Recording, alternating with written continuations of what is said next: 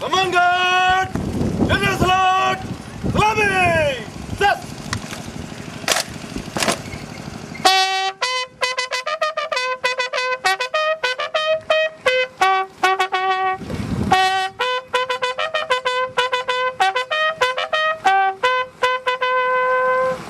Commandant!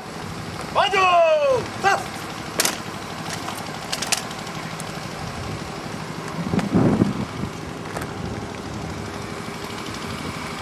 आदरणीय police commander mission को तैयार है निर्भर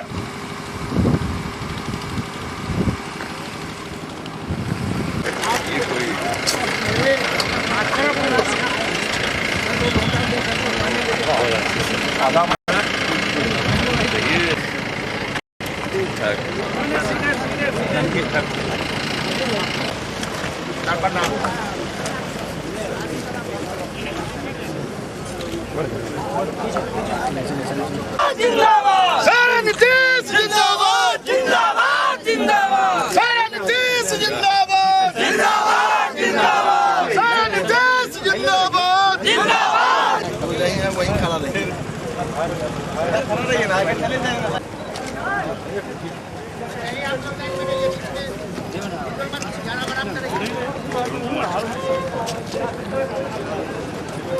नीतीश कुमार जिंदाबाद जिंदाबाद जिंदाबाद नीतीश कुमार जिंदाबाद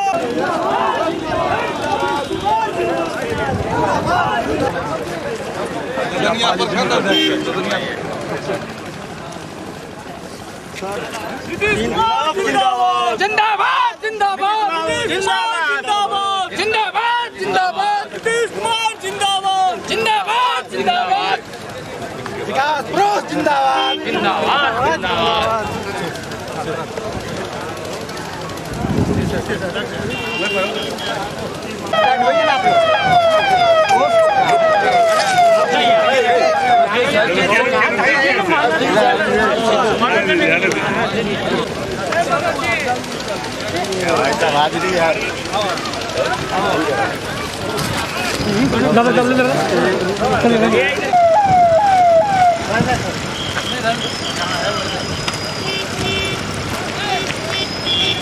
कमल साहब हो रहा माननीय मुख्यमंत्री जी विद्यापति अमर है अकल्पनीय अछि एक क्षण महत्वपूर्ण अछि क्षण माननीय मुख्यमंत्री जी तारा बाबू आसन ग्रहण करता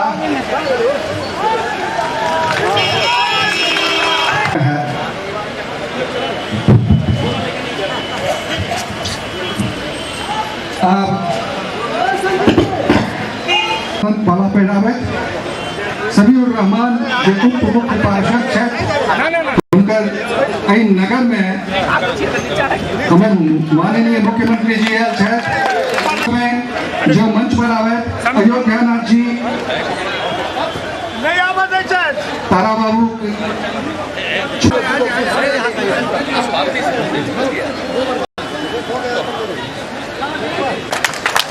ये कतेक अकल्पनीय अवर्णनीय क्षण अछि जे दुर्गभू की माला ओकर जे सूत्र अछि तेमे हमर दुनू महान विशिष्ट अतिथि एक सूत्र में बंधा गेल छथि यह मिथिलांचलक उदाहरण छै यह जी गोस्वामी की गैर कार्यक्रम शुभारंभ करें भवन विद्यापति प्रांगण में समस्त श्रोता का स्वागत है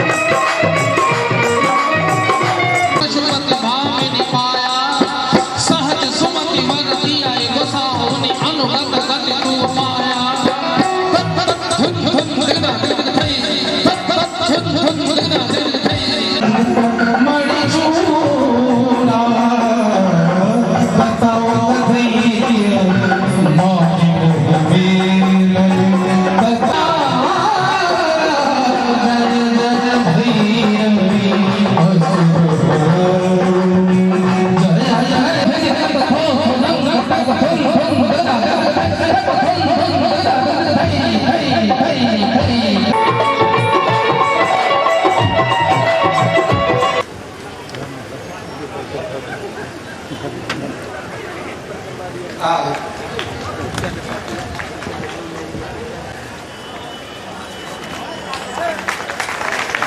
जी के पाक भेजल जा रहल छी फ्लोर गलन माल्यार्पण ओकर बाद हुनका ई मधुबनी जे खादी बनल ई वस्त्र सबटा ई खादी बनल से मुख्यमंत्री जी के प्रदान केलथिन नीलाम्बर मिश्र जी। आब आदरणीय सभापति जी के तारा बाबू के सेहो नीलाम्बर जी पाग मधुबनी विशेषता मधुबनी सिद्ध आ खादी धोती ई सम्मान मधुबनी नगर परिषद के मुख्य पार्षद श्री विजय कुमार चौधरी जी,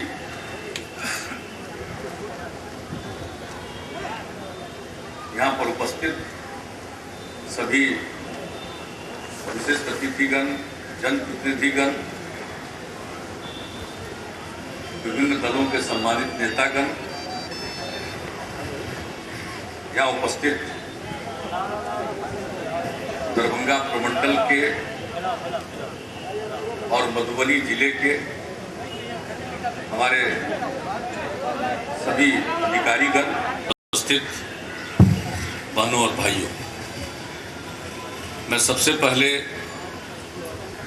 श्रद्धेय तारा बाबू को धन्यवाद देता हूं कि उन्होंने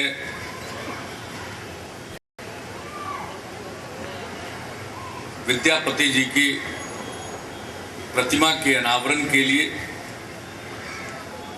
और विद्यापति टावर के उद्घाटन के लिए मुझे आमंत्रित किया और सचमुच इन्होंने बहुत ही प्रशंसनीय कार्य किया है। यह जगह यूं ही पड़ी हुई होगी, इसको इस जगह पर एक टावर का निर्माण अपने विधायक कोष से इन्होंने करवाया और विद्यापति जी की प्रतिमा का निर्माण निजी तौर पर इन्होंने करवाया।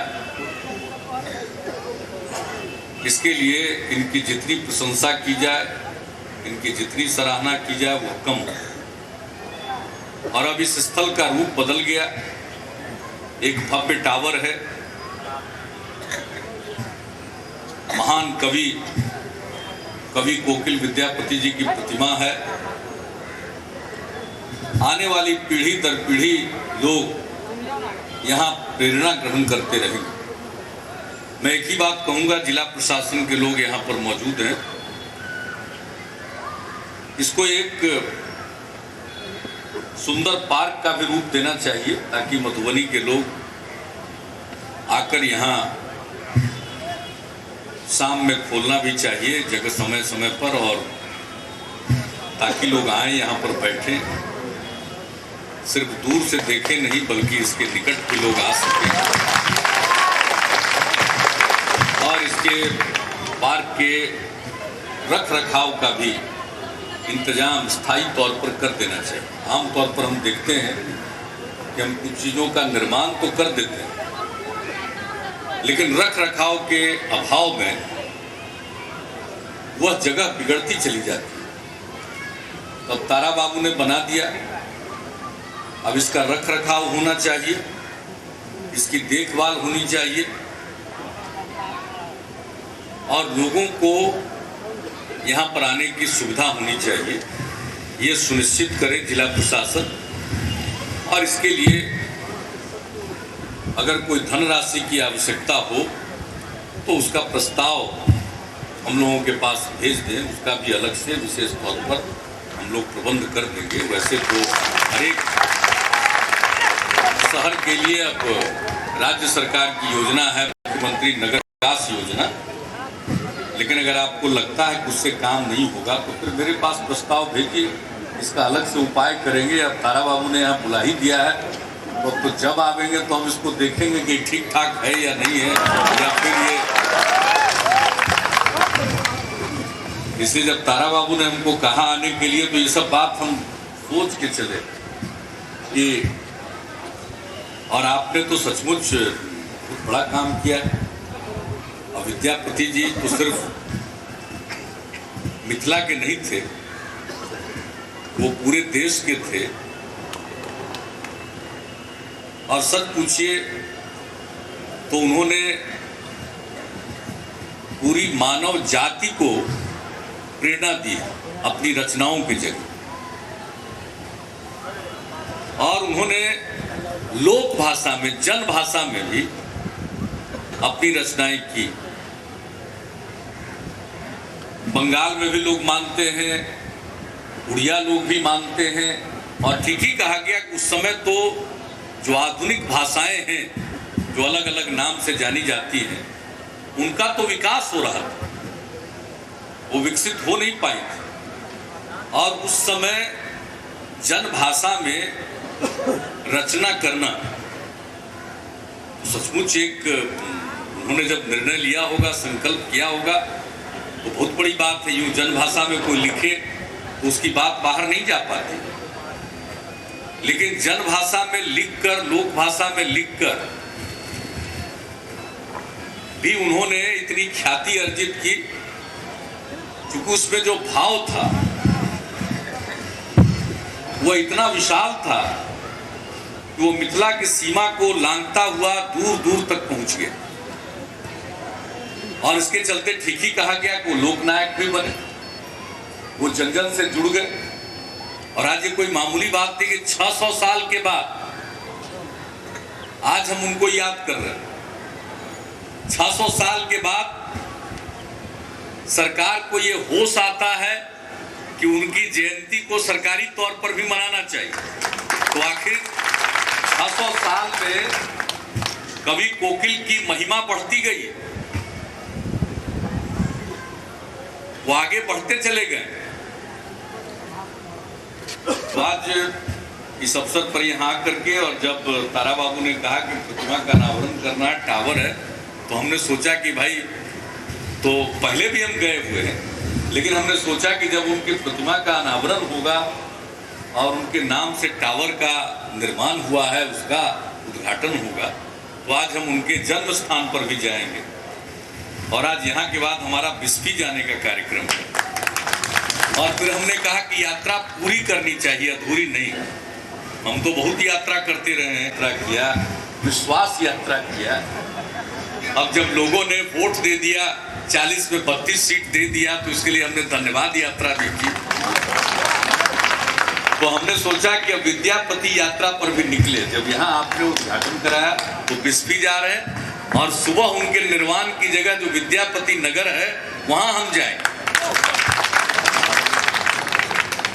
तो हमने सोचा कि कोई काम करो तो पूरे तौर पर करो। तो मैं इसके लिए तारा बाबू का एहसानमंद हूँ कि उन्होंने ये अवसर किया। और उसके बाद बिस्फी भी जाएंगे, और तारा बाबू तो बिस्फी में रहेंगे। और जो मिथिला का इलाका है, ये तो बौद्धिक रूप से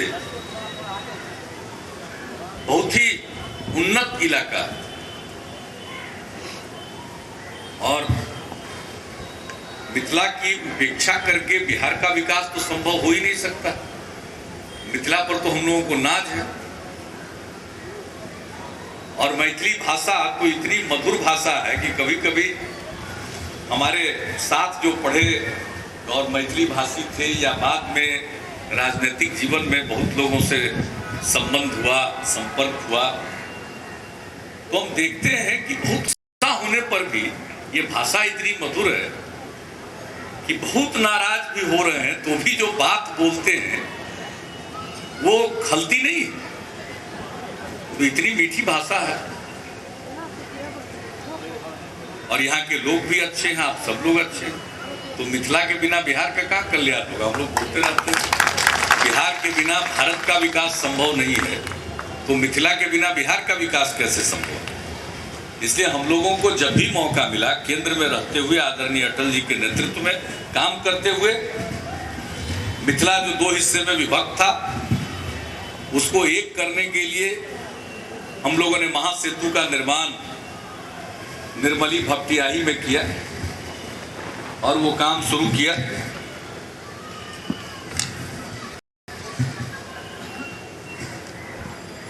इसके बाद जब हम लोगों की सरकार आप सब लोगों के सहयोग, समर्थन और आशीर्वाद से बनी तो हम वहीं नहीं रुके। अभी कोसी जो 2 हिस्से में बांटती थी, कोसी नदी पर एक और महासेतु का निर्माण चल रहा है बलुआहा घाट पर। वो सहरसा की दूरी, सहरसा और दरभंगा के बीच की दूरी को घटा रहा, वैसा पुल बन रहा और एक और पुल बनने जा रहा, वो विजय घाट पर, यानी उस इलाके के लोग सीधे भागलपुर तक पहुंच जाएंगे। चाहे मिथिला का एक हिस्सा कोसी के एक तरफ का हो या कोसी के पूरब तरफ का हिस्सा, इसको जोड़ने के लिए एक पुल से शुरुआत करके हम दूसरे पुल पर भी काम कर रहे हैं और तेजी से काम चल रहा है। तो मिथिला के विकास के लिए भी, और ठीक ही कहा इन्होंने, हम तो पूरे तौर पर समर्थन करते हैं। अब कहीं कोई आते हैं हम लोगों के यहाँ बाहर से मिलने के लिए, चाहे देश के दूसरे हिस्से के लोग आए या खास करके जब विदेश के लोग आते हैं, ये तो प्रतीक बन गया है। ये मधुबनी पेंटिंग, मिथिला पेंटिंग जो है, ये सिर्फ यहाँ की चीज नहीं है, ये तो हमारे गौरव के साथ जुड़ा हुआ है। अब 98 साल पहले बिहार का निर्माण हुआ था बंगाल से अलग हटकर, लेकिन बिहार दिवस का आयोजन नहीं होता। ये काम हम लोगों ने शुरू किया। तो जो बिहार का गौरव है, उसके लिए अगर लोग कहें कि कुछ चीजों को आप चिन्हित कीजिए, क्या गौरव के प्रतीक, तो अनेक चीजें हैं। विद्यापति जी उनमें है, उनका व्यक्तित्व, उनकी रचनाएं।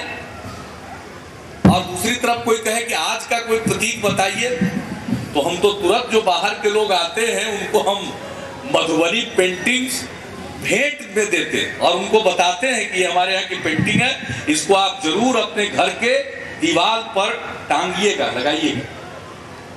तो मधुबनी पेंटिंग को बढ़ावा देने के लिए जो भी कार्यक्रम की जरूरत हो, इंस्टीट्यूट बनाने की बात हो, हम लोग तो पीछे नहीं रहेंगे। अब तारा बाबू को भी जिम्मा देते हैं कि उसके लिए कैसे, उसका क्या प्रारूप होगा। आप लोगों का आशीर्वाद हुआ। अब तो खैर अब चुनाव का टाइम आ गया, अब अभी कुछ बोलने की हमको इच्छा भी नहीं करती है।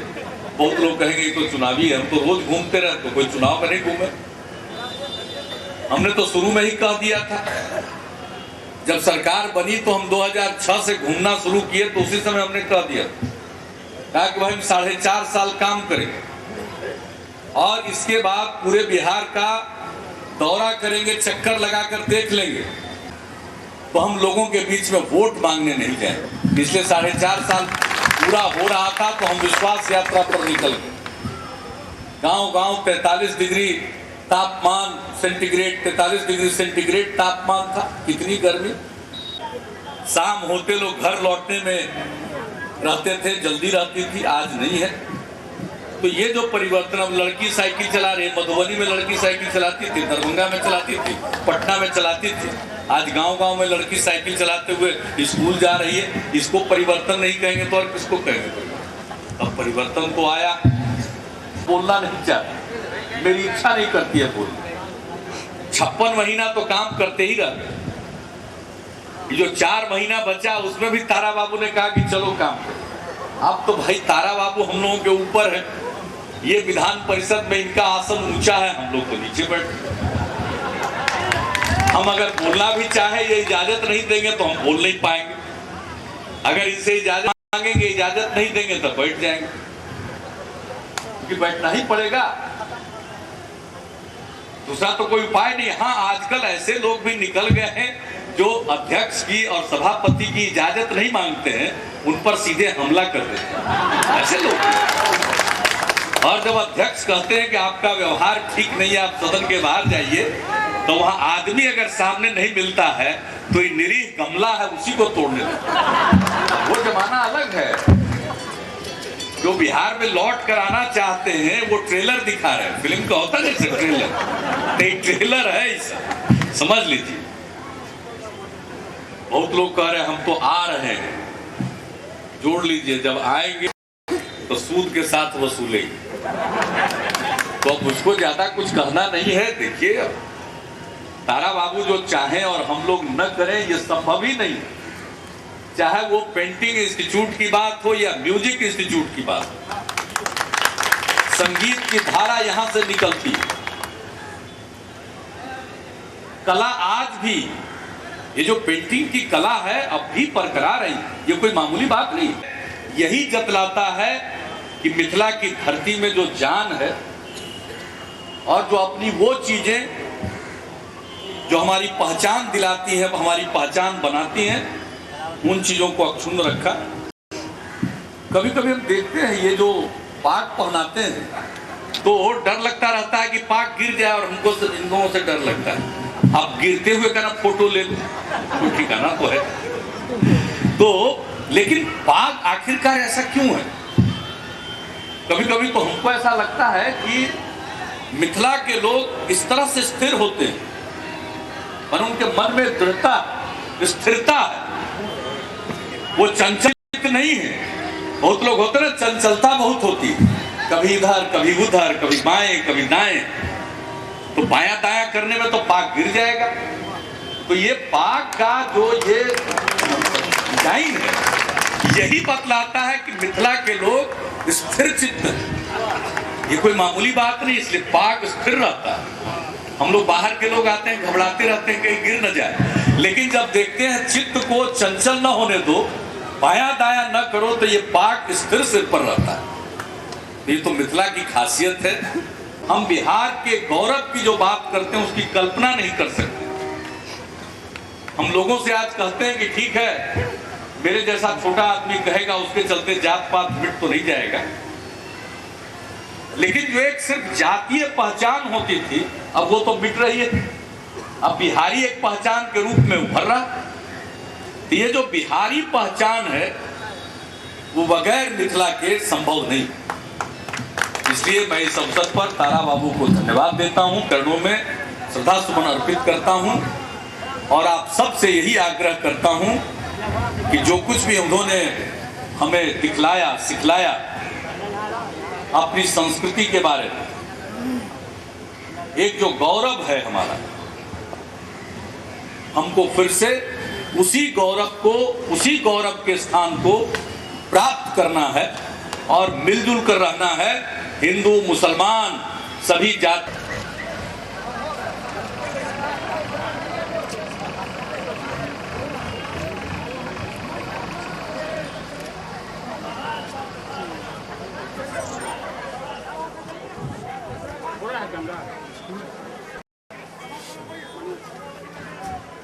नीतीश कुमार जिंदाबाद, जिंदाबाद जिंदाबाद, नीतीश कुमार जिंदाबाद, जिंदाबाद जिंदाबाद।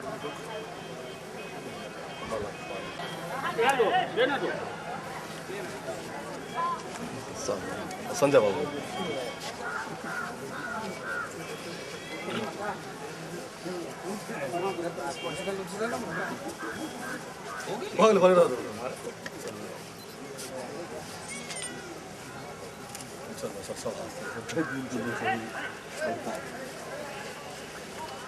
पटकान है सर, जाने दीजिए। सर अपने पीडीआर में श्री बाबू 50,000 देकर सर का निर्माण करवाए।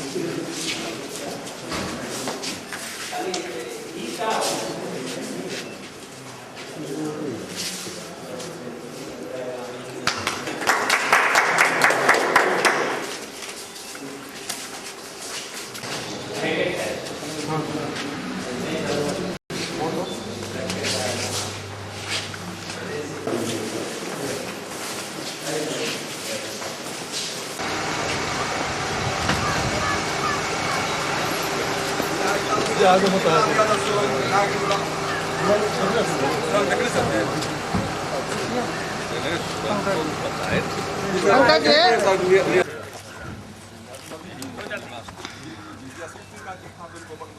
आगे नहीं, सामने से मत आइए, कैमरा चल रहा है।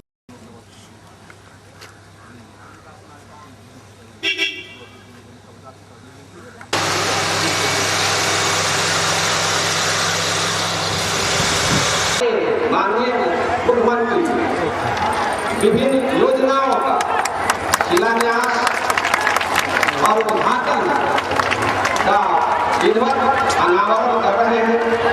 आपसे गुजारिश कि आप कर्तव्य ध्वनि से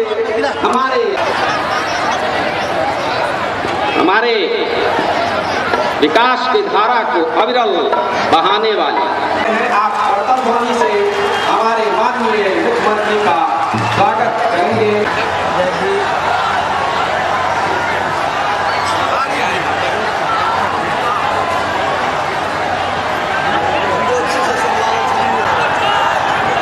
मंत्रीगण, विधायक और पदाधिकारी कर्मचारी क्षेत्रों से हुए हमारे भाई और बहनों, छात्र छात्राओं, मीडिया कर्मी भाइयों, विद्यापति के जन्मस्थली विश्व में आप लोगों का हार्दिक अभिनंदन। इनका तुलना में मैं आपका विद्यापति के सदृश एक तो ही माधव मन होई अनुमाने मुख्यमंत्री महोदय, यह विद्यापति का जन्म स्थल देश की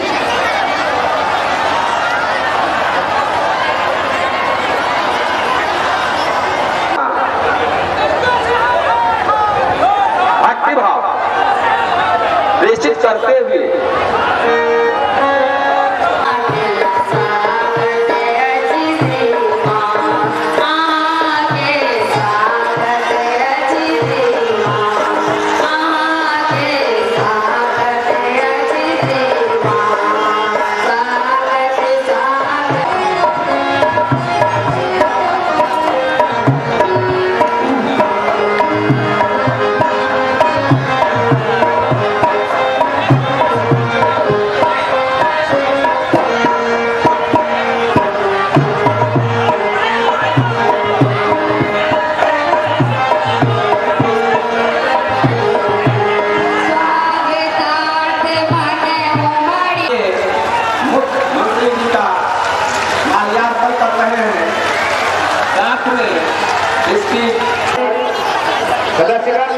मित्रों,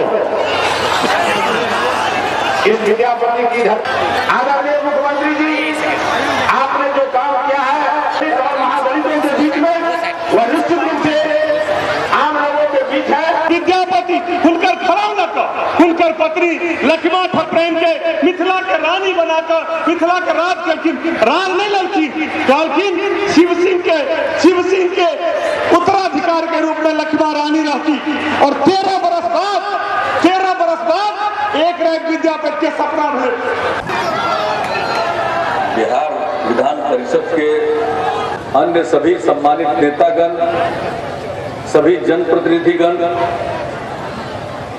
और यहाँ मौजूद मानव संसाधन विकास विभाग तथा वन एवं पर्यावरण विभाग के प्रधान सचिव श्री अंजनी कुमार सिंह जी, दरभंगा के प्रमंडलीय आयुक्त श्री संजीव सिन्हा जी, दरभंगा जोन के पुलिस महानिरीक्षक श्री विनय कुमार जी, हम विशेष तौर पर बिस्फी आपके बीच उपस्थित हुए। यूं तो अपने कार्यकाल में हम पहले भी बिस्फी आए हैं। जहां तक मुझको स्मरण है 2007 में नवंबर महीने में 22 नवंबर को भी हम आए थे 2007 में, और आज आपके बीच तीसरी बार आने का मौका मिला है। आज आने का एक विशेष प्रयोजन हमारा यह है। विधान परिषद के आदरणीय सभापति तारा बाबू ने मुझको एक दिन कहा कि मधुबनी में कवि कोकिल विद्यापति जी की मूर्ति बनकर तैयार है और वहां हमने एक विद्यापति टावर का भी निर्माण किया है। आप चलकर टावर का उद्घाटन और मूर्ति का अनावरण कीजिए। मुझे बहुत खुशी हुई। और जब ये तय हुआ कि मधुबनी जाएंगे मूर्ति के अनावरण कार्यक्रम में, तो मैं तो पहले भी आया था बिस्फी, लेकिन हमने सोचा कि हम फिर मूर्ति के अनावरण के बाद विद्यापति जी के जन्म स्थान पर जाएं। इसलिए बिस्फी का कार्यक्रम हमने बनाया। और यही नहीं, हम कल सुबह जाएंगे विद्यापति नगर समस्तीपुर जिले में, जहां विद्यापति जी का निर्माण हुआ था। तो विशेष तौर पर ये विद्यापति जी की स्मृति यात्रा, उनके प्रति अपनी श्रद्धा निवेदित करने के लिए इस पूरे मिथिला में, बिहार में, सब जगह ये विद्यापति जी की चर्चा होती रही है। देश में महाकवि थे, कवि कोकिल कहलाए।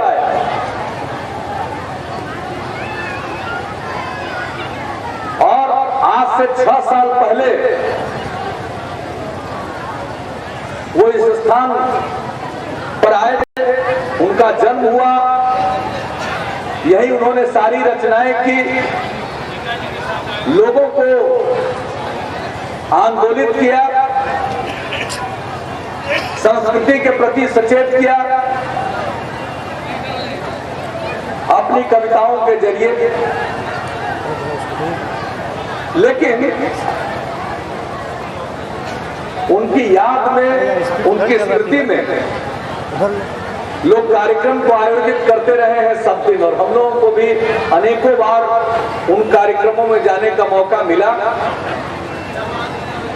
लेकिन विधान परिषद में यह सवाल उठा था कि सरकारी समारोह विद्यापति जी के स्मृति में होना चाहिए। यहाँ विनोद चौधरी जी भी बैठे हुए हैं और तारा बाबू आसन पर बैठे हुए थे, सभापति के आसन पर। और हम लोगों ने फैसला किया कि हर वर्ष उनकी स्मृति में सरकार की तरफ से भी समारोह आयोजित होगा।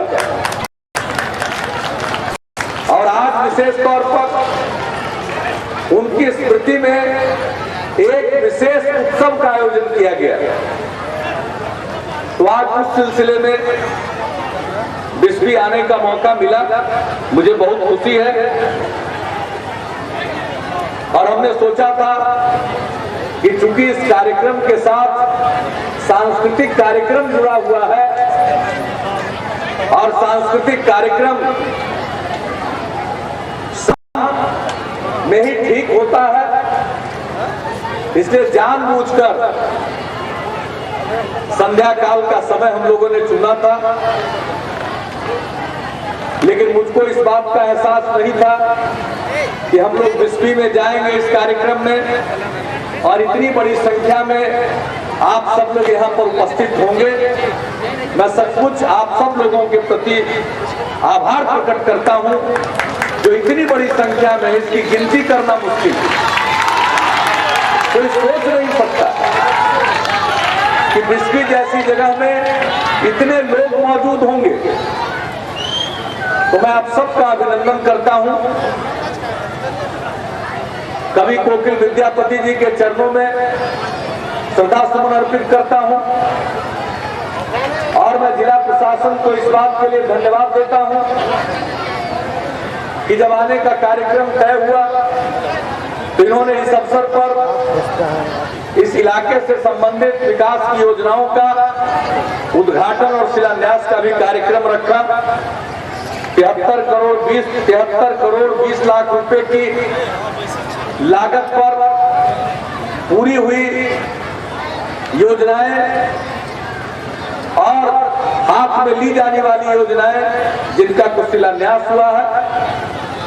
तो इस जगह के लिए इतना काम हम पिछली बार आए थे, मांग हुई थी आईटीआई की, आईटीआई का काम शुरू हो गया, यहाँ पर पढ़ाई शुरू हो गई है।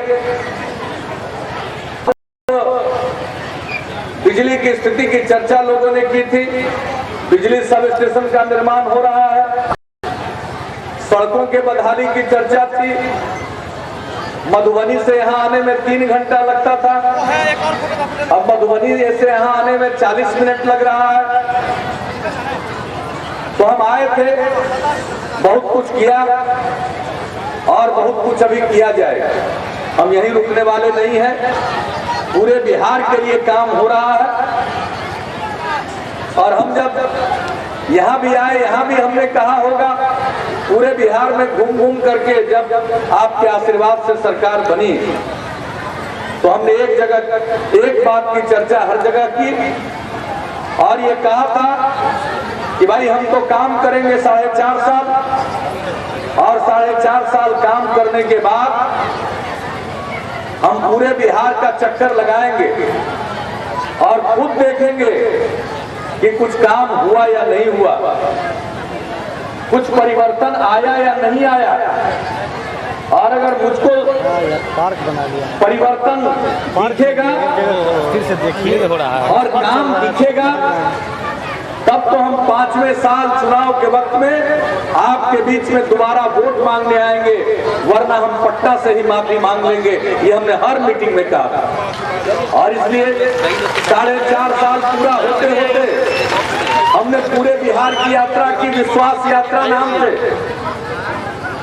हम तो हर जिले में पहुंचते, लेकिन कुछ परिस्थिति ऐसी आ गई जिसके चलते 3-4 जिले का कार्यक्रम हमको स्थगित करना पड़ा था। कुछ अन्य कार्यों की वजह से 34 जिले की हमने यात्रा की, गांव में गए, जिले में बैठ करके हमने समीक्षा की, शाम में जिला मुख्यालय में जनसभा को संबोधित किया। हम आए थे मधुबनी भी, सीमावर्ती इलाके में गए थे, जहां कोई नहीं जाता है वहां हम पहुंचे थे, बिल्कुल इलाके में। मधुबनी में हमने समीक्षा भी की थी और मधुबनी में जनसभा भी हुई थी, जिसमें हमने अपने काम का लेखा जोखा रखा था। तो पूरे बिहार की यात्रा हमने की, देखा, महसूस किया, लोगों के मन से डर निकल गया है। जो एक आतंक का माहौल था पूरे बिहार में, शाम होते ही घर लौटने की जल्दी होती थी, आज किसी को जल्दी नहीं। आज शाम हो गई है, अंधेरा छा रहा है और ये हजारों की संख्या में, इतनी बड़ी संख्या में लोग आज निश्चिंतता के साथ इस सभा में मौजूद हैं। यही बतलाता है कितना बड़ा बदलाव इस पूरे बिहार में आया है। हिम्मत नहीं होती थी, सड़क पर चलते थे, कहने को सड़क थी, वो सड़क के रूप में नामकरण उसका था, लेकिन लोगों को भारी परेशानी होती थी। आज सड़कों की हालत सुधरी, बड़ी संख्या में पुलों का निर्माण हुआ और निर्माण कार्य चल रहा। ये मिथिला का इलाका विभक्त था कोसी नदी के द्वारा 2 हिस्से में। हम लोगों की सरकार आदरणीय अटल जी के नेतृत्व में केंद्र में थी, उसी समय तय हुआ था। अटल जी आए थे, उन्होंने शिलान्यास किया था, निर्मली